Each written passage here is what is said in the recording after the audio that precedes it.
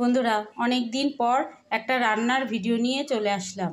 দেখো আজকে বানাবো হচ্ছে আমি ভাপা দই, 10 মিনিটে ভাপা দই বানাবো।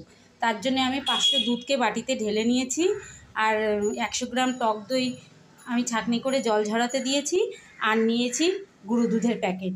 চলো কি করে বানাচ্ছি সেটা তোমাদেরকে দেখাচ্ছি। দুধটাকে আমি ঈষৎ উষ্ণ গরম করে নিয়েছি, নিয়ে এর মধ্যে 3 থেকে 4 টেবিল চামচ এই গুঁড়ো দুধ এই দুধটার মধ্যে মিশিয়ে দেবো। চাইলে আপনারা 10 টাকা দামের একটা আমুল স্প্রের প্যাকেটও কিনে দিতে পারেন। দইটার রং লাল আসার জন্যে 3 টেবিল চামচ চিনি দিয়ে ক্যারামেল তৈরি করে নিচ্ছি। এই দেখো বন্ধুরা, এইরকম একটা ক্যারামেল তৈরি করে নিয়েছি। এই ক্যারামেলটাকে এবার দুধের সাথে মিশিয়ে আমি 5 মিনিট ফোটাবো।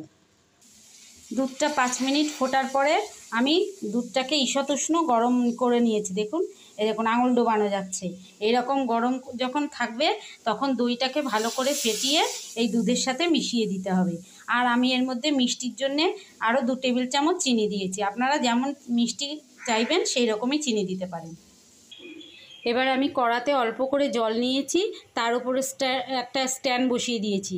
দিয়ে এই দইটাকে একটু এর মধ্যে এলাচ গুঁড়ো মিশিয়ে এইভাবে ভাপাতে দিয়েছি। প্রথমে এর ওপরে দইয়ের বাটিটার ওপরে একটা ঢাকা দেব, এই দেখো ঢাকা দিলাম। এবার তার ওপরে আমি আর একটা ঢাকা দিয়ে দেবো। এই যে একদম এইভাবে ঢাকা দিয়ে 10 মিনিট রেখে দেবো। দিয়ে একদম আঁচটা অল্প করে দিয়েছি। এইভাবে 10 মিনিট রাখার পরে খোলা যাবে না যতক্ষণ না ঠান্ডা হবে। ঠান্ডা হয়ে গেলে খুলে দেখাচ্ছি। বন্ধুরা দইটা শুধু কালার এসছে, দেখো কি অপূর্ব কালার এসছে, আর জমেছেও দেখো কি সুন্দর জমেছে। কাত করছে, এই দেখো পড়ছে না, খুব সুন্দর জমেছে। আমি কড়া থেকে নামিয়ে ফ্রিজে রেখে দিয়েছিলাম। আর দেখো কেটে তোমাদেরকে দেখাচ্ছি কেমন শক্ত হয়েছে। দেখো দেখো কি সুন্দর শক্ত হয়েছে, দেখেছো?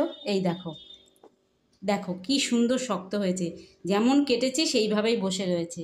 আর একটা কেটে দেখাচ্ছি তোমাদেরকে, এই দেখো কি সুন্দর শক্ত হয়ে বসে রয়েছে।